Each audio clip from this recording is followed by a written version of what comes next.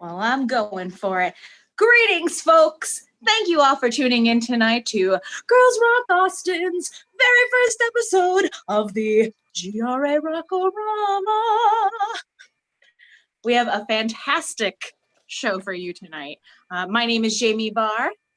My name is Madison Whitaker. And we are so glad to be here tonight. So the GRA Rock-A-Rama is a monthly live stream, and it's an event to basically help Girls Rock Austin raise funds for scholarships for our 2021 virtual programs and GRA's Operation Lunchbox initiative, which has actually provided over 2,500 nutritiously prepared meals for Austin artists, musicians, and their families who've been affected by COVID-19. So, you see, Girls Rock Austin is a social justice nonprofit organization dedicated to empowering women, girls, trans, gender expansive individuals, basically everybody from all backgrounds and abilities through music, education, mentorship, and self-care. So we aim to provide lots of safe spaces for folks who try new things and gain leadership skills and collaboration skills, and basically just share your stories and be heard. So, most grownups, when they hear about our programs, get really excited, but they're also a little sad because they think, why wasn't this around when I was a kid? Well, we've got some cool things coming up for you, such as the GRA Rock Retreat, February 20th and 21st. It's kind of our adult camp. So get ready to sign up on our website.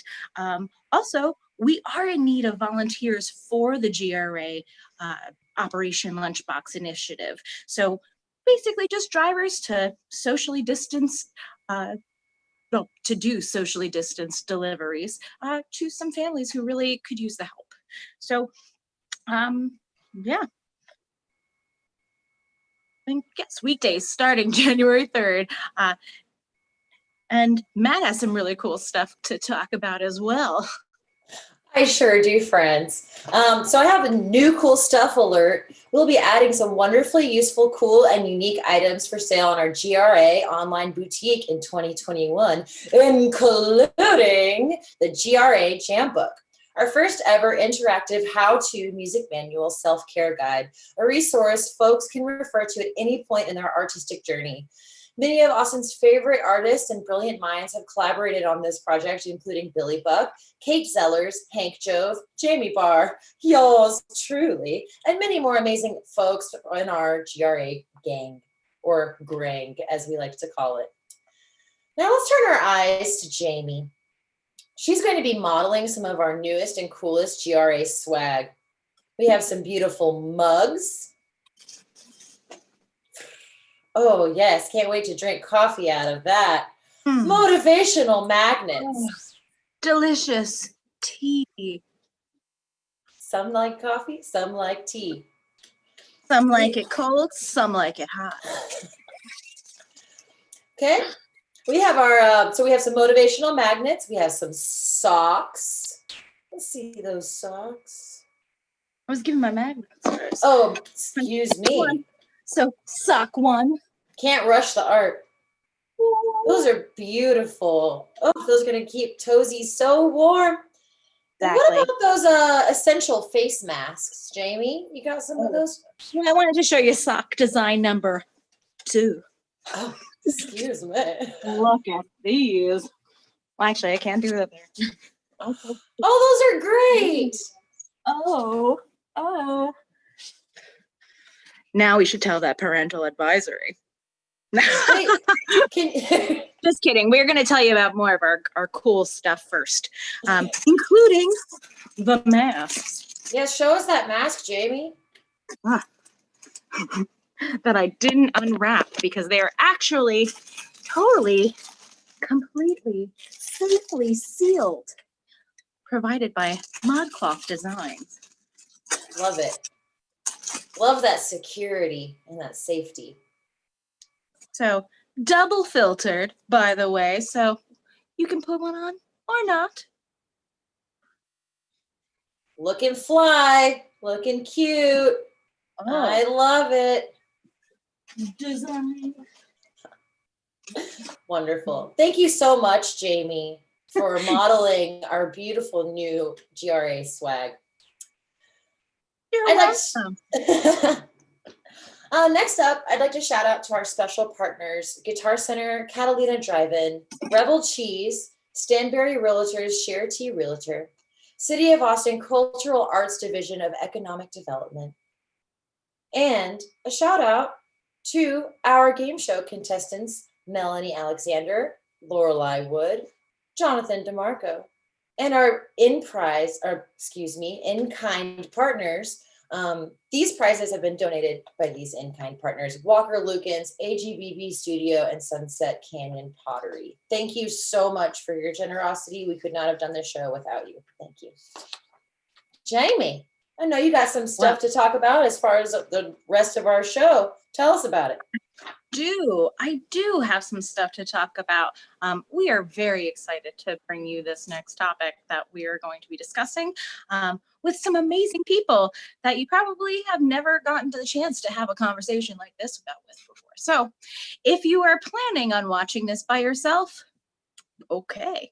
If you're planning on watching this with some friends, all the better.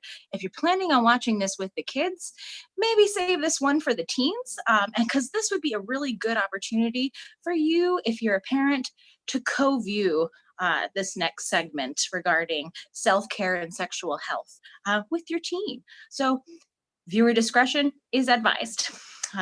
So this week's featured guests on our panel for self-care and sexual health is Dr. Uchenna Ossai, a wonderful woman. Oh, so great. I love her. She's the creator of the adult sex ed program, Woke is the New Sexy, and it is. Dr. Yussi is also the assistant professor at UT Dell Medical School and pelvic health program manager at UT Health Austin. But she spends her days treating people with both sexual and pelvic floor dysfunction, and her evenings educating the masses on everything that has to do with, sexy time. So joining Dr. Yussi on the panel will be Queer Kid Stuff series creator and founder, Lindsay Amer. Yeah, so excited to have Linz. If you haven't caught their TED Talk, wow, it's powerful. And Linz just shreds on a ukulele like nobody's business and makes you feel good about learning the things that, may not have been discussed when you were a kid.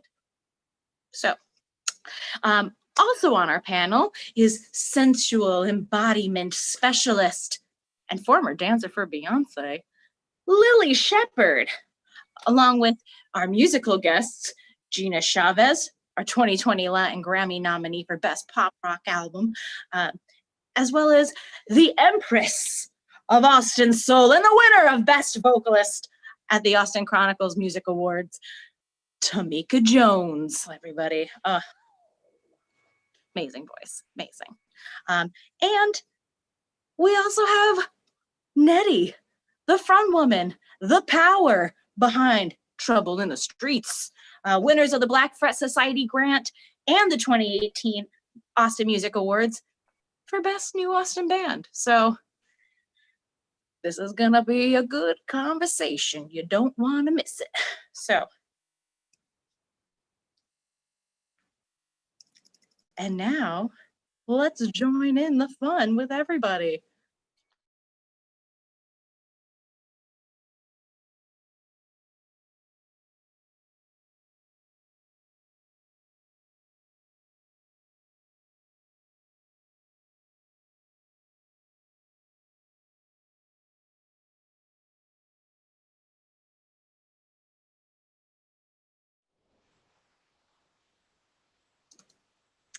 And we are back. That took a long time, huh? Well, we are very glad that you stuck around for this very good conversation that we are about to have with Dr. Yussi Ossai, creator of the adult sex ed course, Woke is the New Sexy. Yussi, would you like to say Hello. Hello. Hi, everyone. I'm so excited to be a part of this awesome panel. We're super excited to have you. I just love you. You know, I love you. If I could be there in person, I'd be giving you a big old squeeze right now. I have personal experience with UC as she was my pelvic floor specialist and or therapist, I should say. So putting that type of laundry right out there, huh? Starting this program with a lot of great things to be discussed.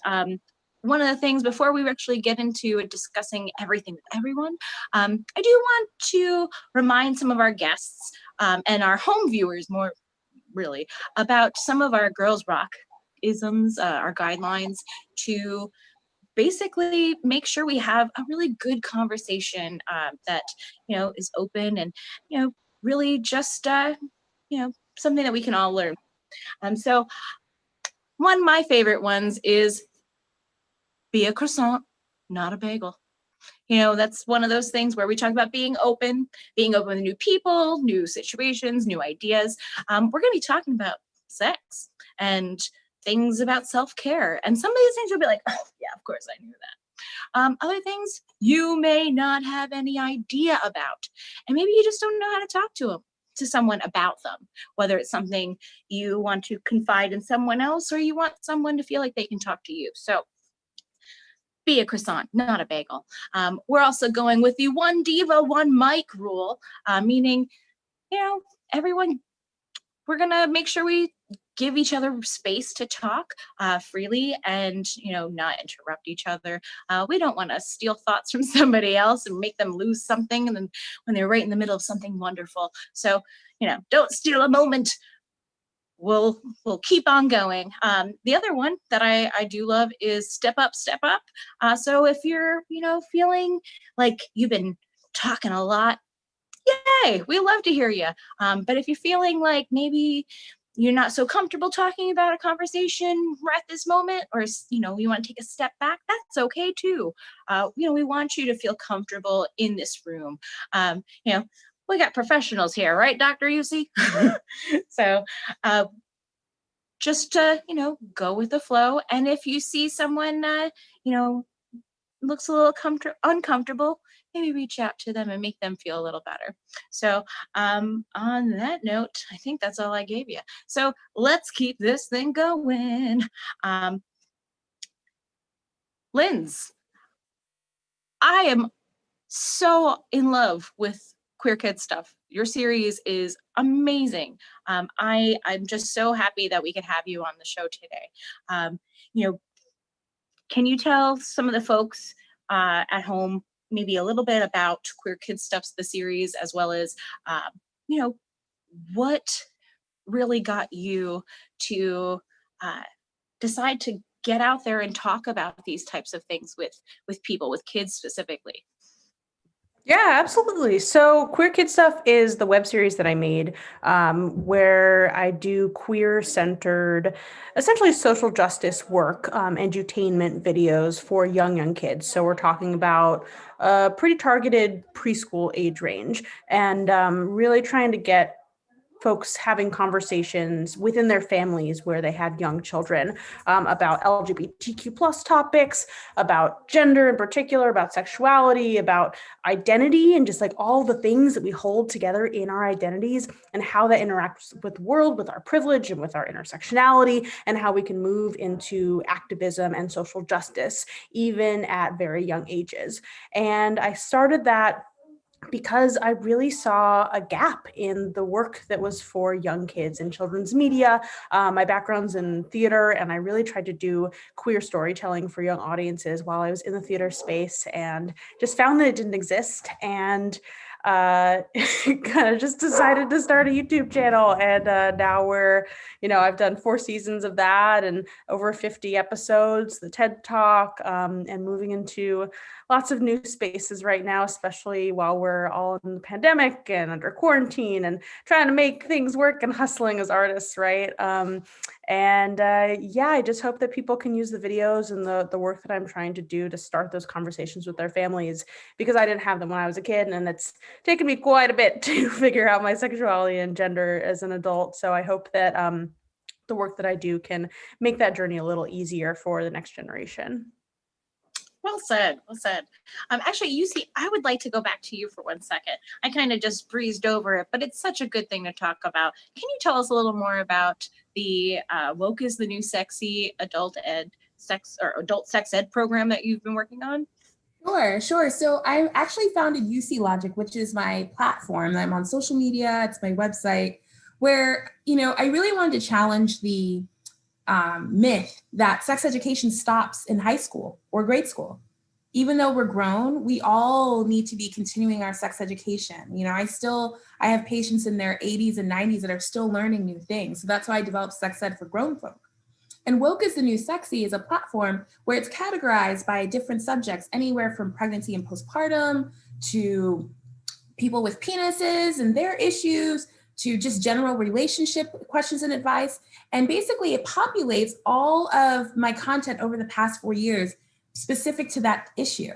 But what's also fun is that there's a free downloadable workbook that takes you through each topic. So whichever topic is relevant to you or resonates with you, you have this guide. So it kind of helps get the juices flowing and helps you really think about it. And not just about a sex ed framework, but social justice is interweaved into sex education. And so intersectionality is a huge, huge part of this. And so that's another thing that I recently launched. And please feel free to head to, uclogic.com, check out the Woke is the New Sexy, let me know your feedback, because it's going to be evolving over time. So I'm really excited about this new.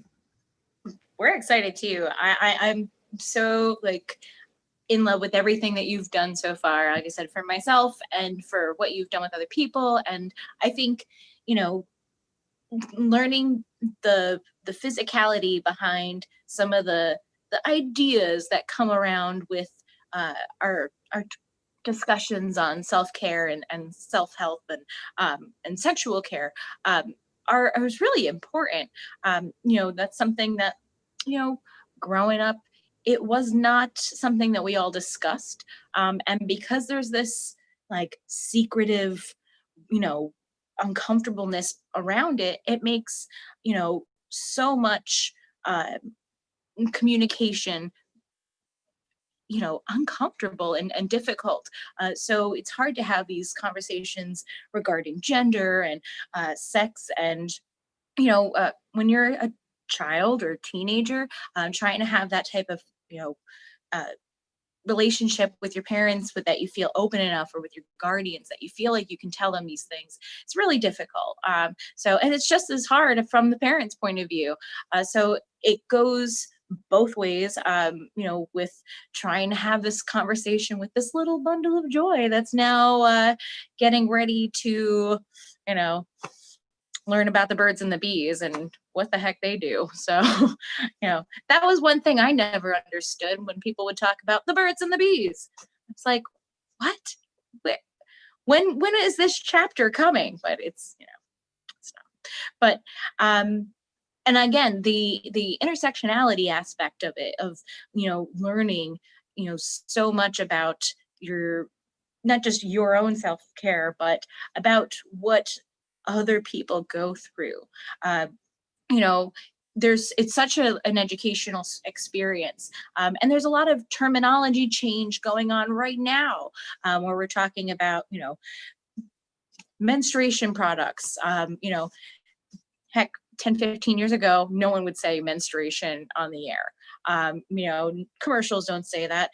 I think a friend of mine was so excited. She texted all of us to let us know when she saw the first pad commercial that poured red liquid into a pad and not blue liquid. So that's one thing, we're talking about. It's also amazing to know who is able to get the healthcare that they need. So all of these things really coincide with each other. And I love that we're able to bring such a great group of people together. So to keep introducing our fantastic panel of fantastic people. Sensual embodiment specialist and former dancer for Beyonce, as well as a member of the American Dance Association, is Lily Shepherd. Please, everyone, welcome Lily. Lily's been one of our Girls Rock volunteers, teaching empowerment dance to our campers.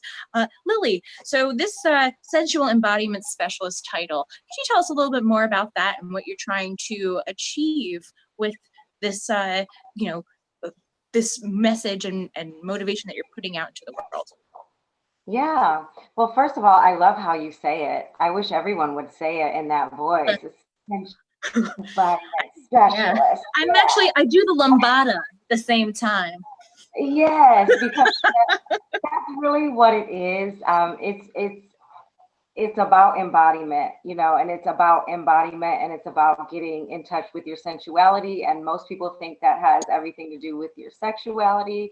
And really, it's just about experiencing life through your senses and being able to tune into your body and use that as your guide and not kind of secondary information. Like the body actually has the wisdom that we need. And if we can just kind of tune in and listen, we're able to make better choices. We're able to just feel better and more connected to ourselves in general. So sensual embodiment is really about using all of your senses to connect to your inner story and your body. And sometimes that's releasing things, trauma or things that have happened that are stored there. And sometimes that's just moving through emotions, difficult ones, joyful ones, all of them. They're all there to be explored. I love that. I think it's great. It's like reclaiming your own body's magic, in my opinion. I always talk about like the magic of whimsy and how so much of our everyday life kind of gets lost. And I totally agree. Our senses are one of the first things we kind of stop listening to when we're not taking care of ourselves. We dissociate from our own personal needs when we're busy. You might say like, oh, I'm hungry, I need to eat. One more thing. That's my personal flaw right there is I constantly put everything ahead of eating, which I love food. Food tastes great. Why would I do that to myself? Why deny myself deliciousness as well as sustenance? Because I'm busy. Everything else means more than what my body needs. And that's like a breakdown in communication right there. That's me like not listening to myself. And if that were someone else, I definitely wouldn't deny a person food. I wouldn't deny them water. I need to listen to myself as I would listen to someone else. Which brings me to Gina. We've all been listening to you now for a while, especially hearing you on the Latin Grammy, with the Latin Grammy. Sorry about that. With the Latin Grammy nomination. Whoa. Well, we're so proud of you. How do you think, the impact of listening and communication for your own personal self-care and has kind of, maybe launched or helped put your career and your own personal needs ahead of like what everybody else is expecting from you? Because, I'm sure you got to do a good job taking care of yourself when, there's so much being thrown at you like from left and right. So I know you are so super busy. So, what are some of your self-care, secrets? Yeah, thanks so much for having me. What a cool panel. So I don't know that this is exactly an answer to your question, but what's interesting about this topic right now, so I released this album called La Que Manda, and it's all in Spanish, and so for those of you who don't understand Spanish, La Que Manda means the woman in charge. And it's really kind of this culmination of all the parts of myself, and I didn't intend to write an album that was an empowering album for women, but essentially that's what I wrote. And I think it's because that's what I've been chewing on, and largely been chewing on what it means to walk through the world as a woman, and understanding, I've had a chance to tour in lots of different places all over the world, and kind of off the beaten path types of countries such as Uzbekistan and Saudi Arabia and Argentina, Guatemala, Venezuela. And like, it is true everywhere that women from a young age, girls from a young age, we're told to be quiet, to be small, to be grateful for what we have, to not ask too much. If we speak up, we are called names, and we all know what those names are. But when a little boy does that, in pretty much any culture throughout the world, when a little boy does that, he's called a leader. And so I think for me, it's like, I'm 38, and I'm reckoning with what it, like, I'm at once mad at the world for having asked me to be small, and I'm mad at myself for having agreed to it for so long.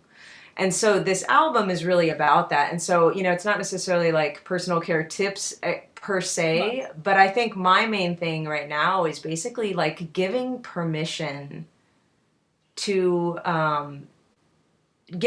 everybody, but especially those who walk through the world as a female, or who look like a female, even if they don't identify that way, or for trans, like basically anybody outside of cis white males, giving us permission to take up space, be loud, figure out who you are, and own it. And the thing is, the world's going to tell you to not do that, and so that's what's hard, is that we have to learn how to use our own voice, and that our voice is powerful, so I don't know, I think that's kind of the main thing for me. And this album is really, it's me celebrating who I am, acknowledging, but also just celebrating who I am as a woman, as a queer, as a Catholic, as an activist, and being able to say, yes, I am all those things. And certain of those terms might not feel like they go together, but guess what? None of us exist in a box. We're not meant to. There is no box, and that's the beauty, is discovering that, and then saying, okay, now how do I carve my own path? Great. No, that's brilliant.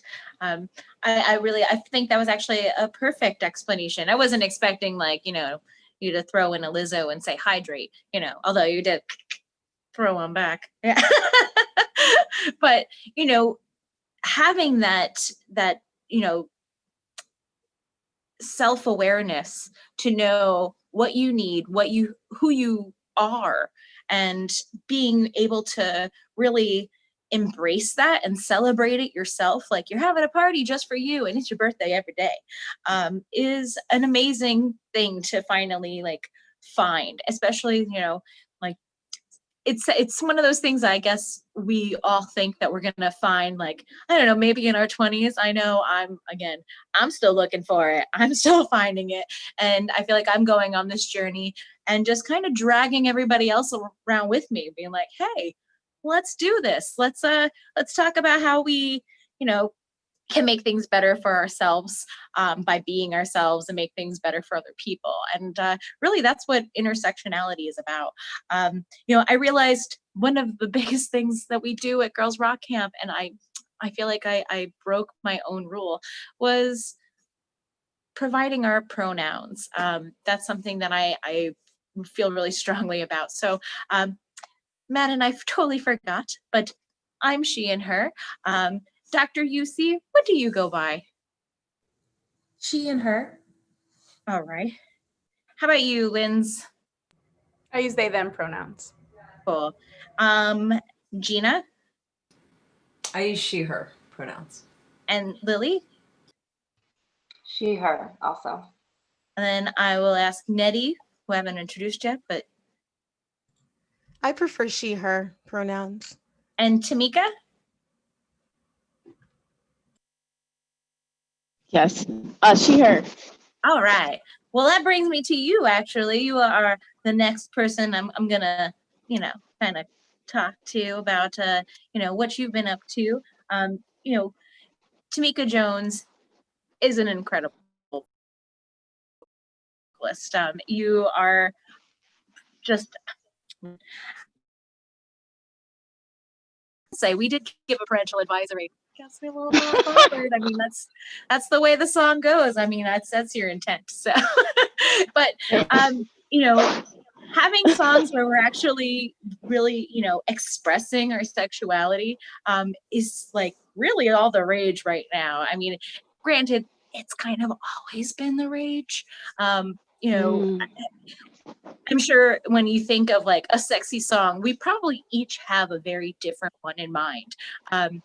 Can you tell me what maybe how you felt when you started you know, singing these lyrics that you're writing about that are a little bit more sexually charged, how you felt singing about these things in a public forum? You know, how did you manage not feeling like that embarrassment, like, ooh, because I once had to sing a sexy song in front of my dad and it was not a comfortable situation. Yeah. Well, I've always been pretty outspoken with my sexuality. High school into college. You know how like the guys used to like shame the women who are kind of promiscuous, like slut, blah, blah, blah. And I just wouldn't be ashamed of it. You know, I like sex. Guys like sex. So I took that as a compliment. It's like a power to just own the fact that you like that. You know, don't let anyone belittle you about your preferences. You know what I'm saying? So when it came to singing about sex, that made me even more empowered because I actually introduce my songs when I sing them. Like the Are You Awake song, I preface it as like, hey guys, I wrote this song about like hooking up with your ex at 3 a.m. when you're drunk at a club and you're like, are you awake? Can I come through? Because I want to make some mistakes tonight. You know what I'm saying? It empowers me to write about sex and to sing about it. And music is sexual for me as well. Like it's an all encompassing body high to be on stage and to really lean into that divine power that we all have. I mean, it's kind of hard sometimes to expose yourself to that and be vulnerable on stage. But I think that's part of the journey is to completely expose your vulnerabilities, your sexualities, your strengths, your weaknesses, and give that to the audience so they can feel less alone in what they're going through. You know what I'm saying? That's what I like to get through on stage, to be genuine, to be sincere in all aspects of my life. You know what I'm saying? I definitely do. Nettie, you know, how do you feel about this? I feel like a lot of I love Trouble in the Streets. I have been like, well, I've been a big fan for quite a few years now, I think. And Trouble in the Streets performed at our 2017, I believe it was, our Ghouls Rock. At Hotel Vegas. It was yes, yes, one of our fall fundraiser, and we had it was actually a rock retreat showcase. So, you know, how cool was it that our rock retreat adult campers got to open for Trouble in the Streets? They were great. The best band. Every time I've seen them, yeah. Every time I've seen the kids, they're amazing. They blow me away every single time.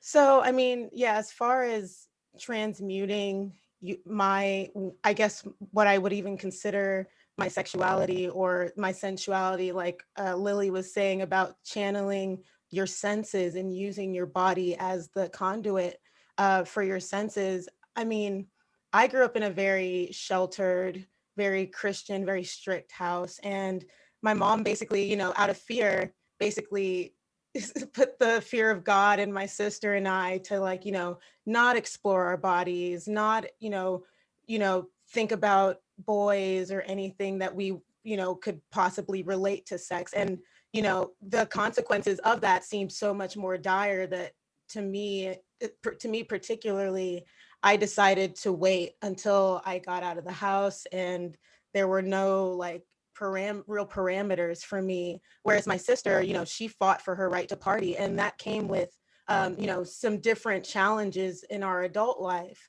Whereas I was like what people would consider a late bloomer. I would use my art as my way to connect to those feelings of vulnerability and, just connecting to deeper levels of myself. And, this is maybe TMI, but here we are, as far as the realm of masturbation, that was something that a lot of kids and people don't really explore about themselves and don't feel that deep awareness within themselves because, religion will tell them that that's a negative thing or it's a bad thing. And so later on in life, you have this disconnect with what makes you feel good. And so you look outside of yourself for those things.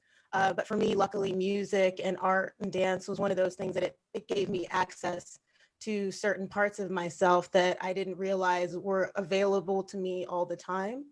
And so when, like Tamika was saying, when I'm performing, that connection that I'm having with myself and with the audience feels like a very honest place, and I think that's what your audience appreciates. They appreciate that you're willing to open yourself up to a space where you could be in your bedroom creating by yourself and still have that same kind of rush and feeling, but to be able to do that in an open space with people that, trust you to also guide their experience. I feel like that is a way that, your senses and your sensuality kind of connect to your art and using your body to transmute that message. So yeah. I do too. Talking about like masturbation and everything, again, these are all topics that make us a little squeamish, a little like uncomfortable. But Yeah. a lot of times when that happens, and sometimes people get like caught. I personally was caught by my mom once watching Skinamax. I wasn't doing anything, but I was watching Skinamax. That is not a product endorsement. And it didn't lead to a conversation. It was just like a really awkward, like, oh God moment. Oh, Hi yeah. mom, she's probably watching. Hello. But that's also how my sex talk came. It was at the bank. Mhm. Yeah, and most people Oh, wow. yeah, it wasn't thorough. It was, Yeah. no offense, but it was a very direct question. I was in high school. I had my first job, and I had asked my mom. We were in line at the bank. Hand me a deposit slip for my first paycheck, and she turned to me with the slip and said, "You better not be having sex, but if you're having sex, you better be on birth control, but you better not be on birth control because you better not be having sex." And I remember that so strongly and clearly. And now it's like a funny anecdote, but that didn't really leave me with an idea of like, uh-oh, what do I do? And I wasn't having sex at that point, but I knew just from that tone that I probably can't really have this conversation. So, Right. when those types of things come up, maybe that's something that, I'm not saying everyone has to share their like getting caught story or anything weird like that.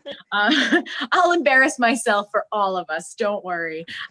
But, when we talk about some of the things that we can do and share with families, I feel like it's, Linz, you're probably the one who has the most expertise in this field with actually talking to parents about how to talk to their kids, but also like teenagers. I mean, you educate everyone from like toddlers to senior citizens. So, what are some ways that you feel like you could help us move into talking about these types of things with our family members? Like, how would I have a conversation to kind of talking about my questions with my parents? What would you say?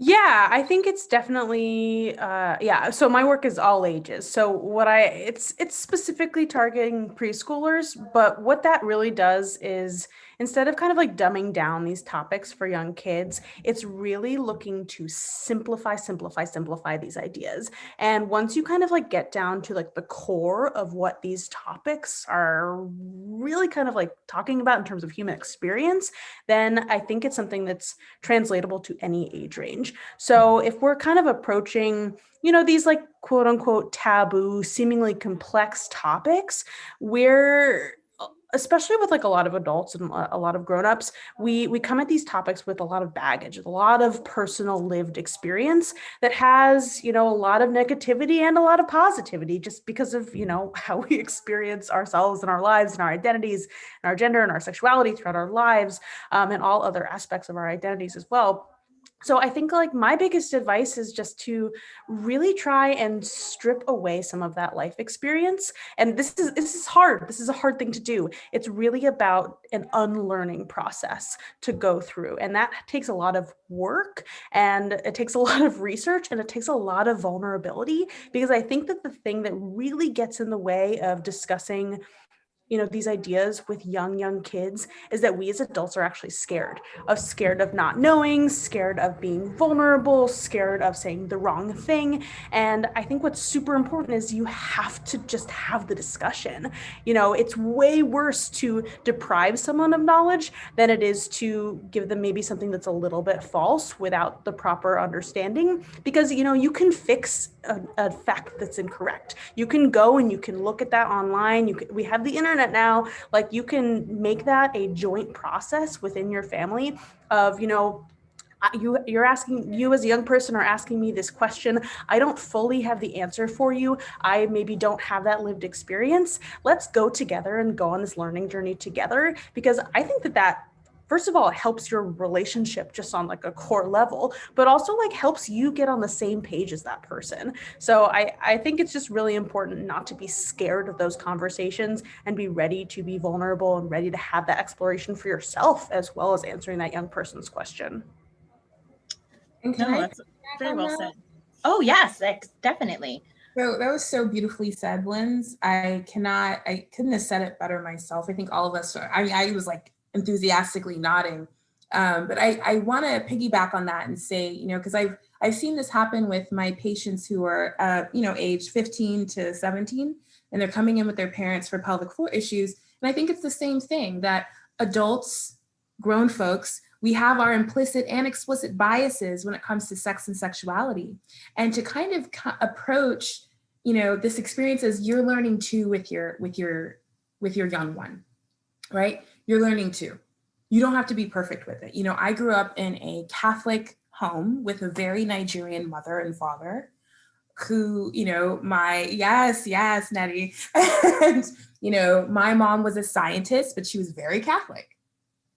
And that was a very confusing time for me, because we were both progressive yet religiously conservative, which, my sister and I were perpetually confused. Masturbation is okay, but save yourself until marriage. Right? we, it's all these very weird, birth control is very good, but save yourself until marriage. What? And so I think later on when I spoke with my mom about this, and what I said, there was some conflicting stuff that you had. And she said to me, in her honesty and in earnest, she said, honey, I have very real values. I have very strong values in my Catholic faith, and I have very strong values on what I want my children to understand about sex that I didn't have. So she was, the education she was providing us was 10 times better than the education she received. And so for me, the education, if I choose to have kids in the future, they will have a much better education than I had, but still be in a safe space. Anyway. No, that's wonderful. I think that's great. I feel the same. I feel so much of that, and this is what's great about us having this kind of conversation where, we're all from different backgrounds. We're all different in so many different ways. And, having this talk about something like sex and sexuality and self-care and self-help really is reaching across some lines and embracing our intersectional feminism that we are all like so firmly for. And, I just want to say again, thank you all for being here and having these discussions with us. I know I've definitely learned some things. I'm sure our home viewers have definitely as well. If you all want to stick around, we've got our game show coming up in just a little bit. First, we've got a few words from our sponsors, but we're also going to have a fantastic performance by Sam Neroni Sam Neroni. Sorry, Sam, I love you. a wonderful performance by Sam Noorani. And up next, our first performance of the night will be Nettie with her band, the phenomenal Trouble in the Street. So stick around. And thank you all for joining us. Again, Dr. UC, check out uclogic.com. Lynn's check out, actually, I feel like I should give everybody their moment to say their website, so I'm not tripping it up. But, queer kids stuff, and, watch the TED Talk. I feel like I wished your TED Talk was so much longer, but you got to just go back on. Thank you, Lynn's. Thank you, Lily Shepherd Moves. Thank you, Gina Chavez. Obviously check out the albums. Tamika Jones. Can't wait for your performance either. Same thing with Gina. It's going to be fantastic. So stick around from a word from our sponsors.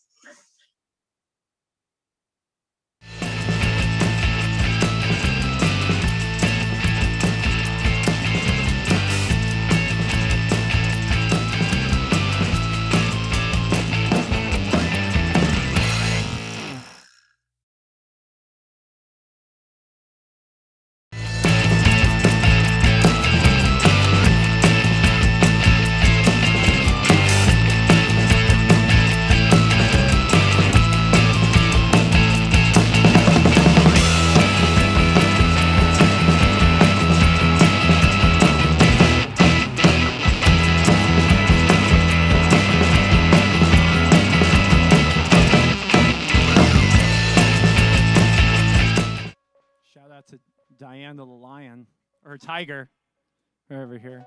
It was on the drum set, but it's taking the side right now. It's keeping me on.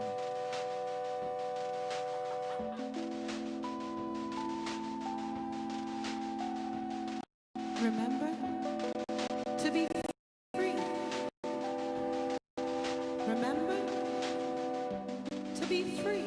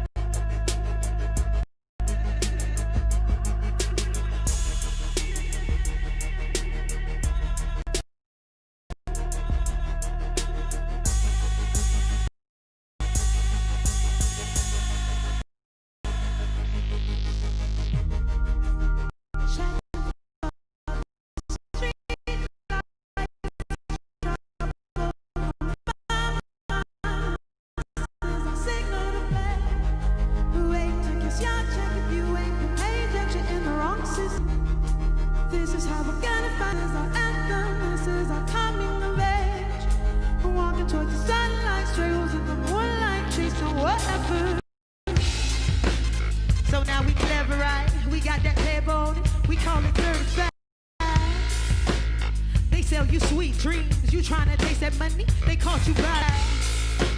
So what you gonna do? You jumped up on this new reroute the empire. Lost in translation, huh? Clicked in your own language, but you don't hear the code. Chatting about the street lights, trouble on my mind. So signal to play. Who ain't check your shot check if you ain't paying attention in the wrong system. So now we clever, right? We got that building. We call it certified. We sold up all the laces. We seen your trees and faces. We on that coolie high, high, high. So what you gonna do? You jumped up on this new reroute the empire, pie, pie. Been checking mail for days, but we ain't seen that bread. We ain't checking for mama. Checking by the street lights, trouble on my mind. This is a simple day.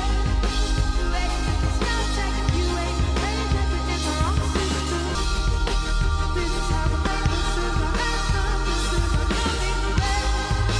Walking toward the sunlight, straight up in the moonlight. So what I do? You all about that money? You really need that dough? You all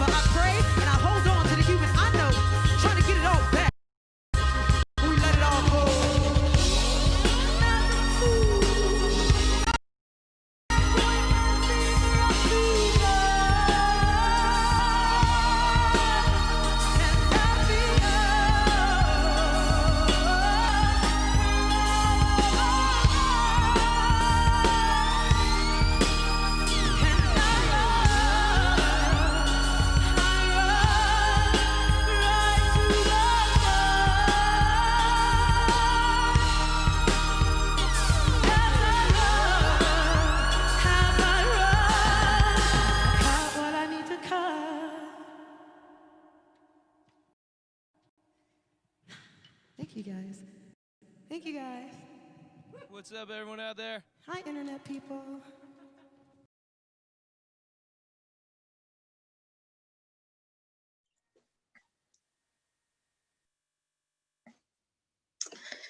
And we're back. We are here to talk about some fun things, some weird things, some uncomfortable topics. But we know talking about these types of things can make us feel silly. So, just go with the flow. And we're going to keep the laughs coming for you. We have our game show and a couple more performances up for you. But before we get to that good stuff, we have Sam Nurani. I can't say her name today for some reason, even though it's beautiful, as she is as well. You've seen her on the Laugh Exchange Live. You've seen her on That Time of the Month and the Coven. So please give a warm welcome to Sam Nurani.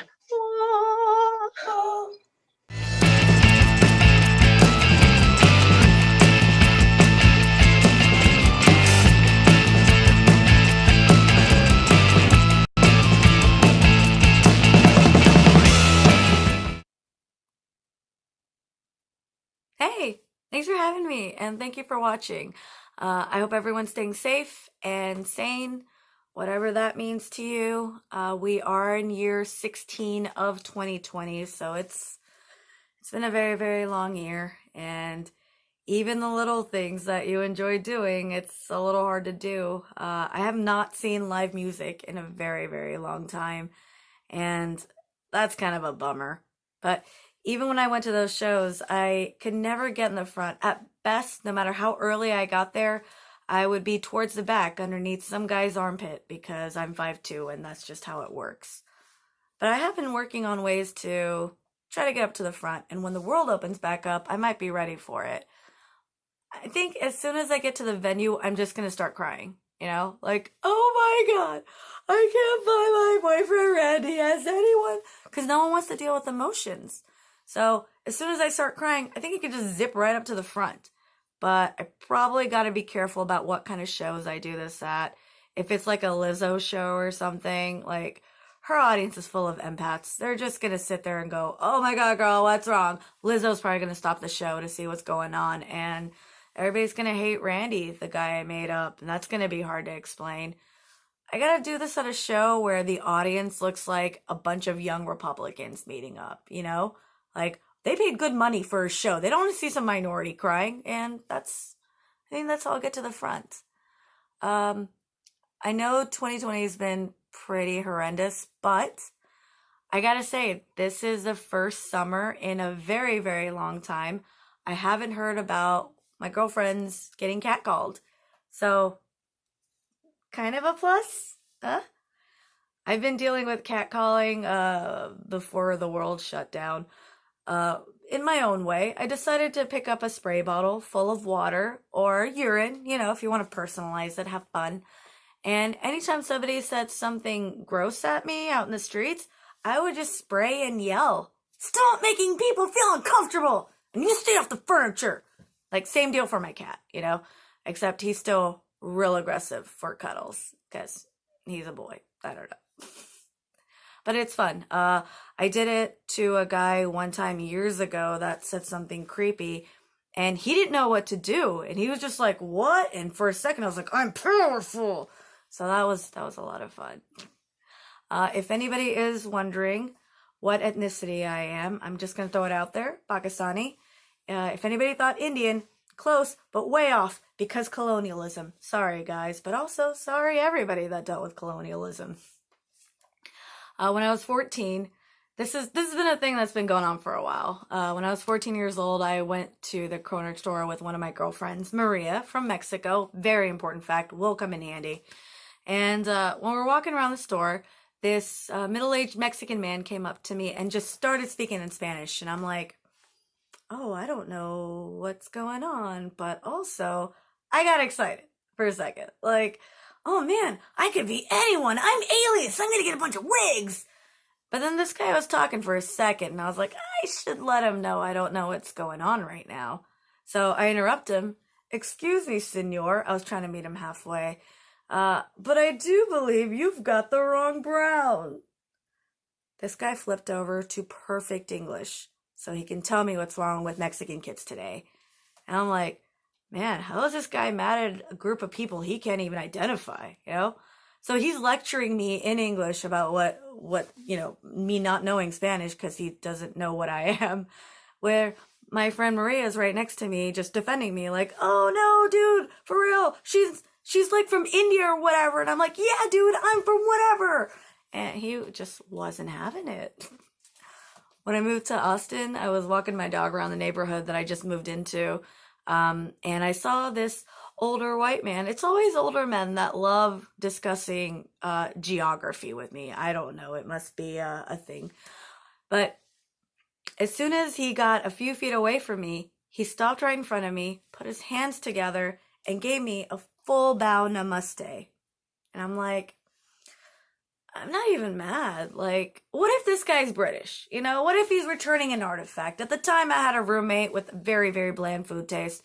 So I was hoping it was spices he was trying to return. You know, that would have been nice. Chipotle mayo is not cutting it, you guys. It doesn't. So I tell him, hey, wrong brown. That's the only line I know. So he starts backpedaling like, oh, I didn't mean it disrespectfully. Here's what namaste means and blah, blah. And I'm like, dude, you don't got to explain what namaste means. I've been to a yoga class. It just means, ma'am, you took the whole class. I'm sorry, you cannot get a refund. Go home. So, he doesn't have to explain things to me, you know? So now I've just been telling people I'm from whatever America's fighting right now, you know? I've been North Korean. I think I'm Iranian right now. I've been AIDS, illiteracy, drugs, this virus. I guess you can say I'm kind of a globalist.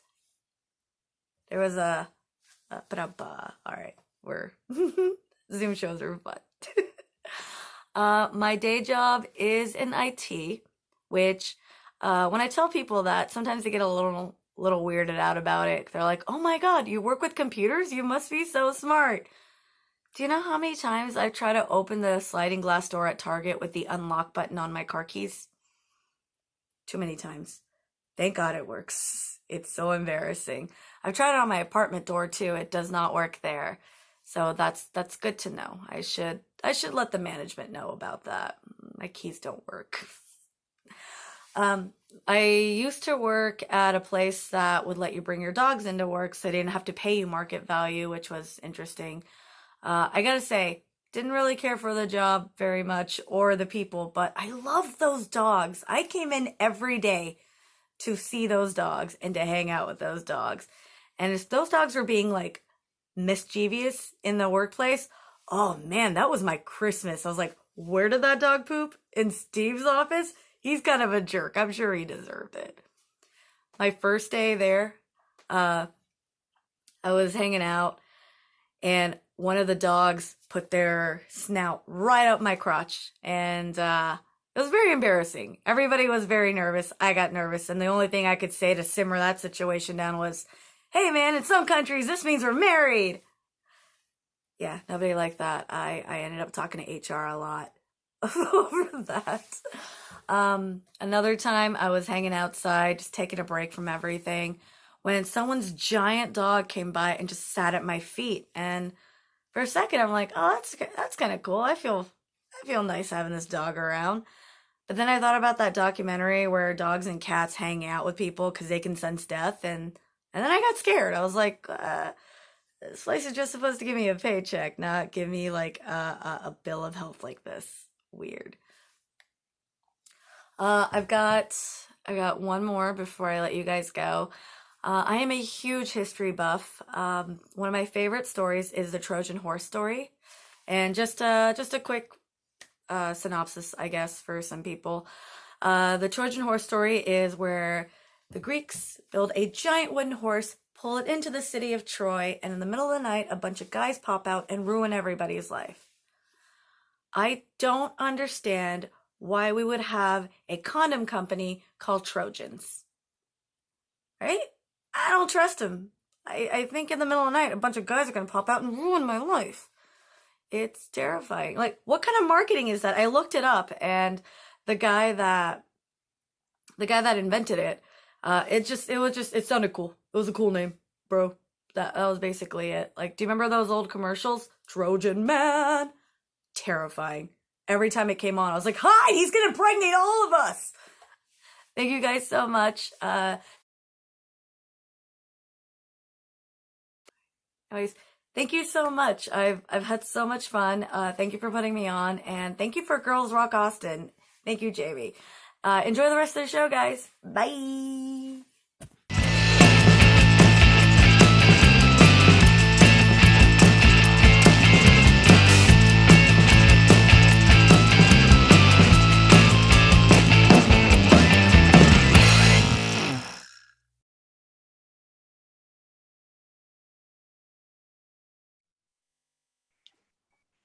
Hey y'all, welcome back to the GRA Rock-A-Rama. In this segment, we're going to be hosting our very own game show.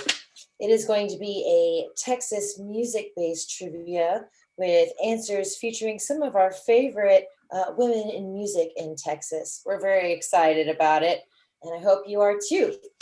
Okay, our first contestant was actually in a bank robbery as the teller, not the robber, and has been a past GRA volunteer and is the mother of a girls' rock camp lifer. Let's give a Texas-sized howdy to Melanie Alexander. Yeah. Our second contestant is a backcountry camping enthusiast who's hiked up to the peak of a dozen of Colorado's 14ers. Say hello to Lorelei Wood. Hi, Lorelei. Hello. Okay, our final contestant is a valued GRA volunteer and the lead singer and guitarist of the Austin band Bird Casino. He's a crooner and swooner. Meet Jonathan DeMarco. Hey.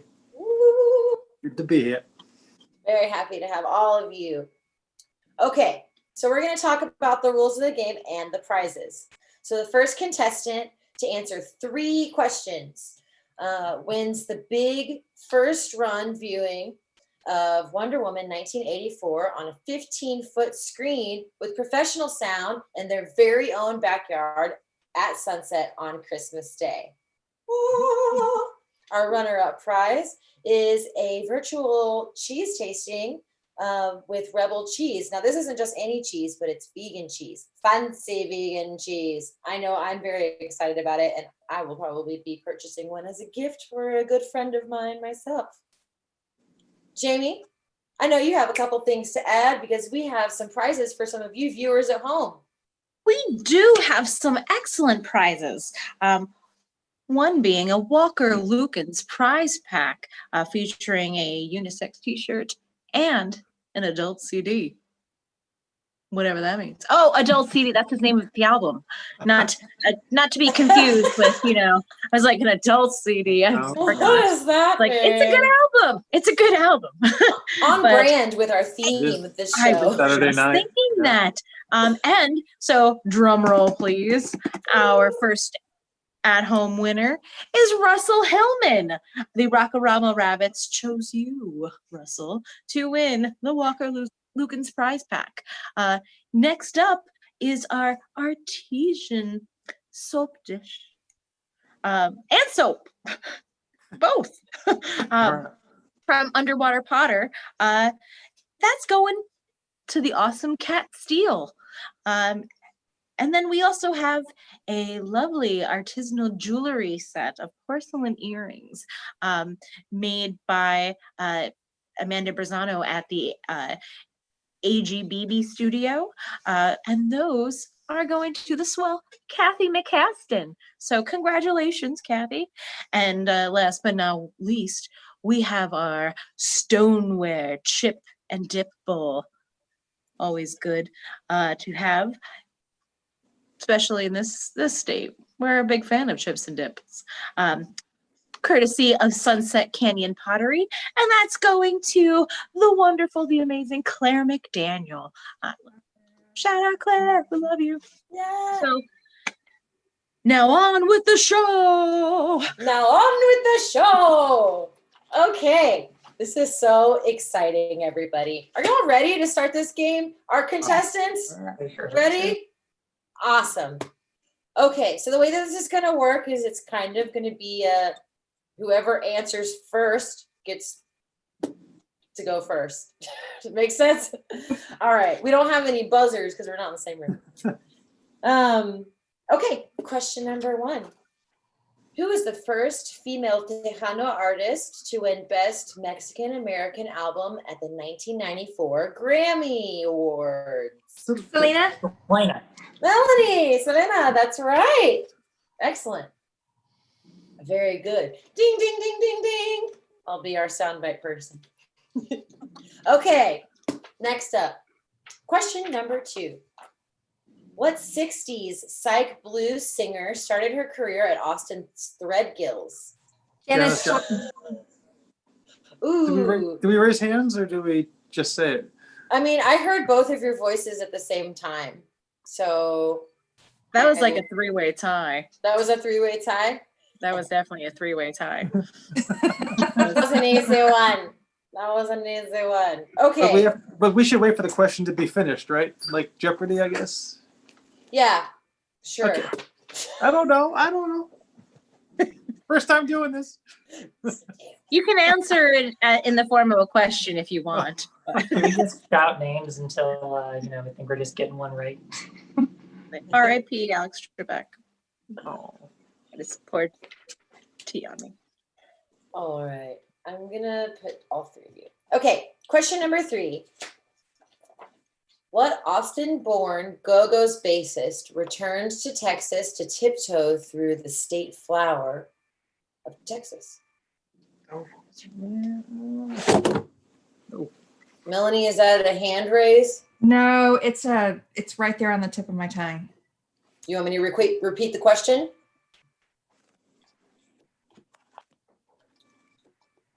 Kathy something. I can't think of her last name.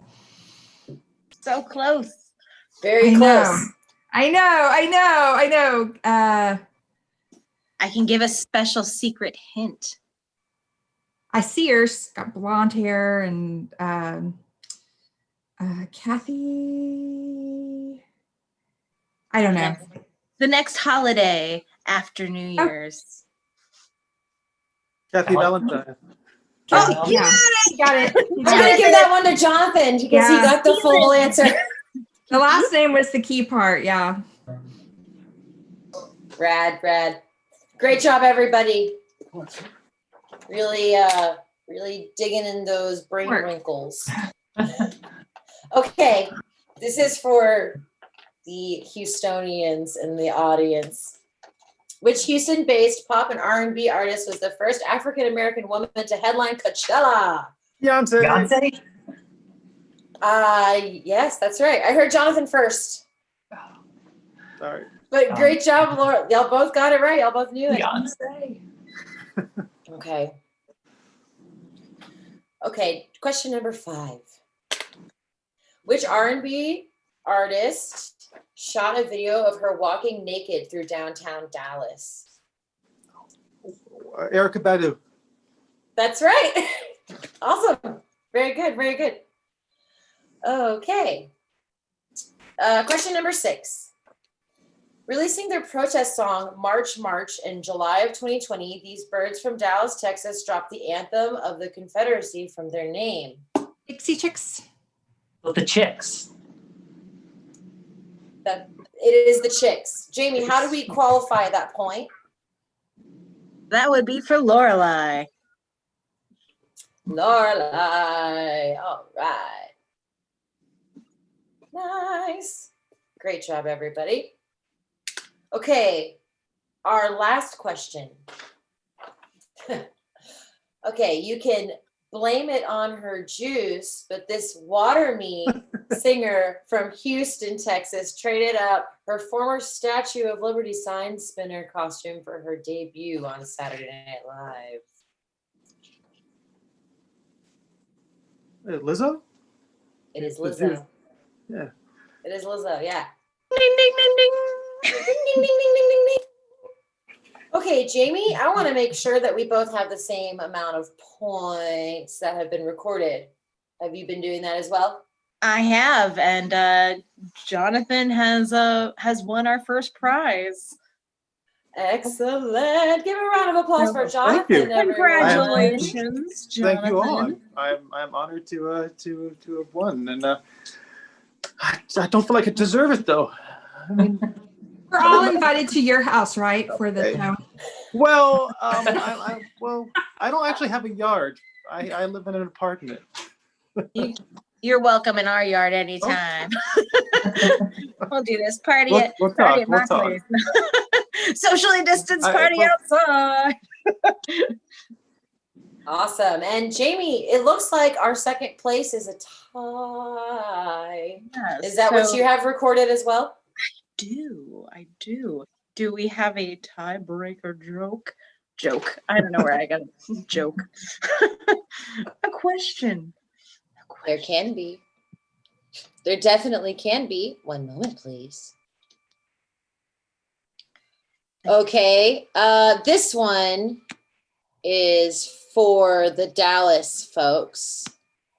Hint, this is a Dallas artist. One moment, please. Okay. Which Dallas area-based artist, multi-instrumentalist, collaborated with David Byrne of the Talking Heads in 2012?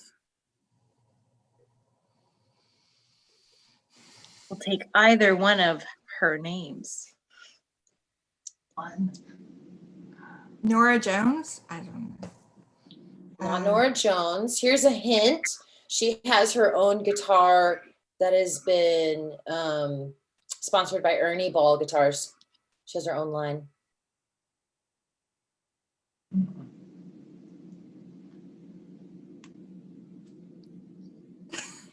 All right, we'll just say the answer. The answer is Annie Clark / St. Vincent. Yeah, that's right. That's kind of a hard one. Okay, Jamie, should we ask another tiebreaker question? Sure, let's do one more, and then we'll be declaring our Rebel Cheese winner and who will go home with a bag load of GRA swag. Well, they both sound like such good prizes. All right. Well, I mean, you get a lot of cool stuff with Girls Rock, and I mean, hey, vegan cheese. Okay, this next one is a Houston question.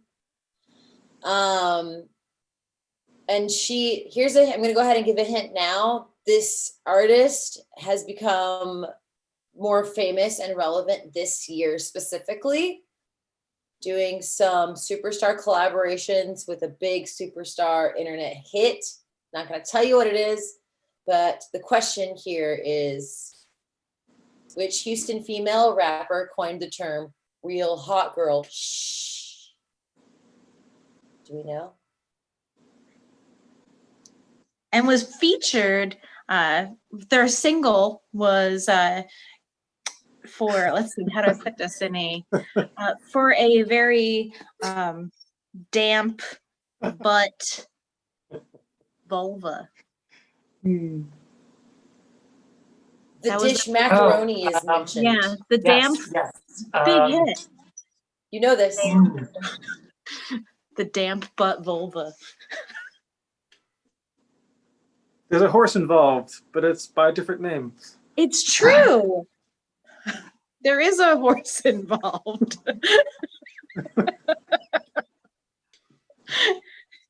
Man. Not a mare. What was that? What was that, Lorelai? On the tip of my tongue, but can't quite get it. She is not a mare. She's a... Oh, Megan Thee Stallion. Yes. You got it! Very good. Awesome, Melanie. Good job. You're going home with That was your hard. own personal vegan Jesus. Courtesy of Rebel Cheese. Rebel Cheese rocks.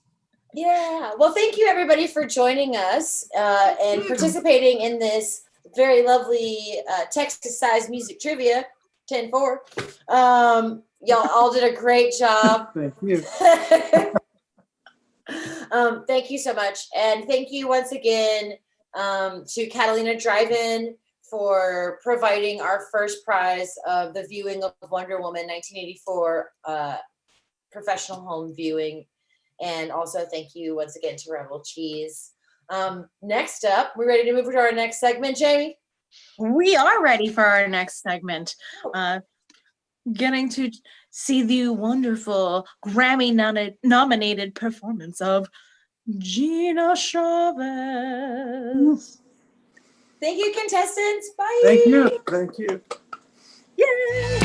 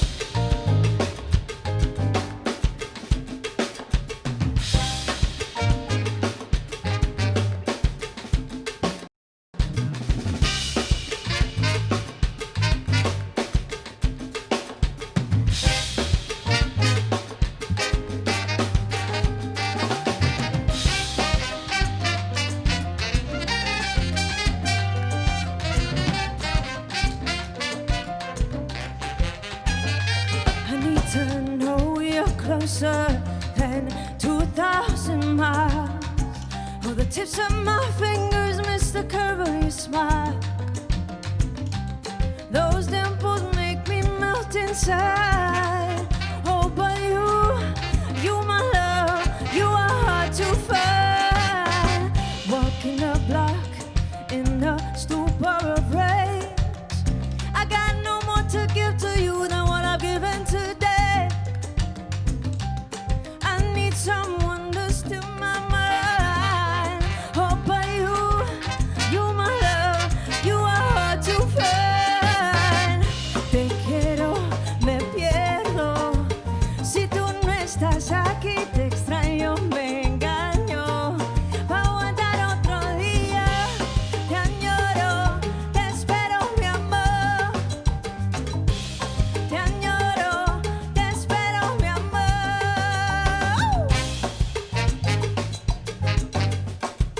Miles de millas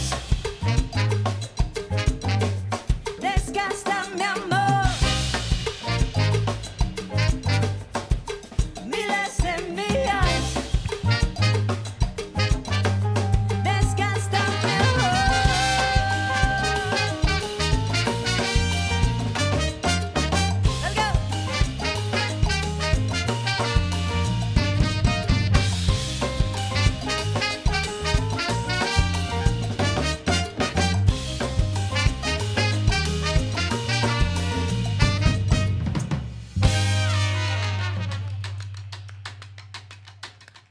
Let's go. It's cold without your embrace around me.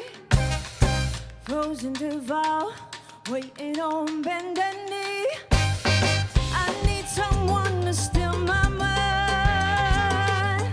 Oh, but you my love, you are hard to find. Te quiero, me pierdo. Si tú no estás aquí, te extraño, me engaño. Pa' aguantar otro día, te añoro, te espero, mi amor. Te añoro, te espero.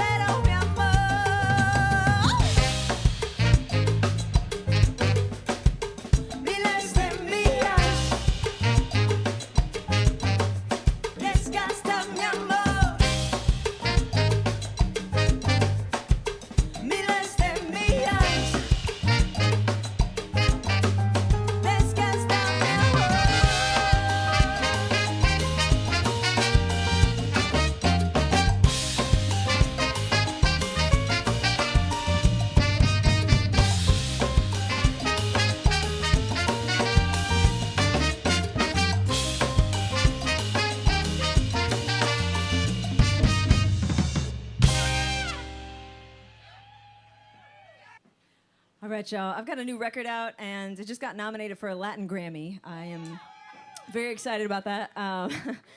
So just a teeny bit about me. I'm born and raised in Austin, Texas. I'm half Mexican, half Swiss German. And music has been my doorway to discover my Latin roots. And so to reach this moment where I have my first all Spanish language album get nominated for a Latin Grammy is huge. And this song is called Ella, which means she.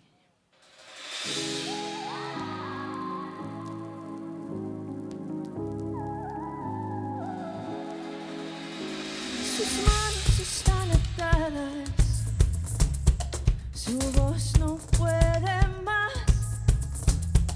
no sabe a dónde ir ni qué hacer. Su cuerpo no para de bailar al ritmo de esta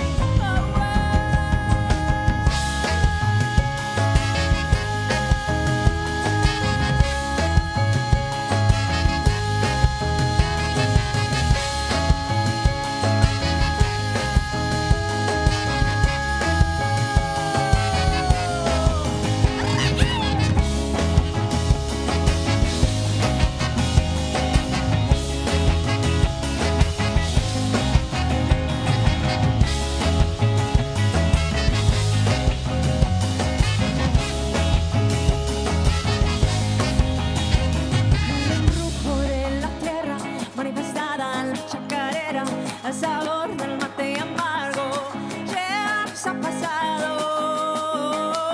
Yeah, yeah, oh, yeah, yeah,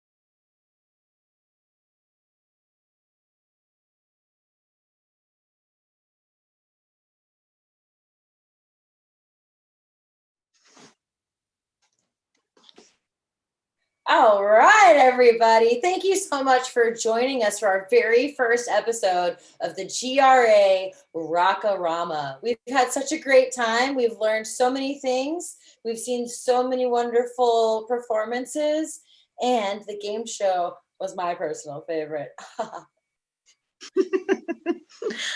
We have a ton of great shout outs. We gotta shout out to some of our awesome supporters, including Claire McDaniel, Samantha Borek, Jonathan DeMarco, Cheryl Cher T. Tepper, Russell Taylor, Sonia Hernandez, shout out to Greg Gaffer, Kat Steele, and Joe Daly, Kathy Fenhart, Heather Goodson, Gabriela Souza, and of course Laura Creedle. Not to mention Katie Krug Quinones. That's Connie Q, one of our former volunteers, who I hope is watching because we love her. She's wonderful. And Kathy McCaston. Got you good. Jim Dam. And PR McJunkins. Aaron Walter. Wonderful Aaron Walter. And the fantastic Sarah Schiff, my Danger Cakes drummer. Special shout out. Annette Martinez, thank you. And Lisa Meshach, Omnisound. I'm so pleased to say David Dewar, one of my guitar students, actually. Thank you so much for all you do for us, David. And because Claire is just so triple awesome, we'll just say her name again. Claire McDaniel, because Claire's been a board member, a volunteer, just a rock retreater, just everything you could possibly do for Girls Rock, Claire has done, and it's just that awesome. I'm glad to have you. We love you, Claire. Next shout out goes to Rally Jinx. And Celeste Fanart. Drew Edwards. What? Oh, I know who that is. That's your husband, Jamie. That's my boo. As well. And then Aaron Saylor. Melanie Alexander. And of course, Chris Nine. Love you, Chris Nine. And last but not least, Sarah Lanford. Thank you so much. We could not do the thing without all of your support. And one special shout out that I want to throw out to Thea Wood from Backstage Chats with Women in Music. If you haven't checked out her podcast, what are you waiting for? It's one of the best ones you're going to catch this year. And yeah, she's just been fantastic. So check it out.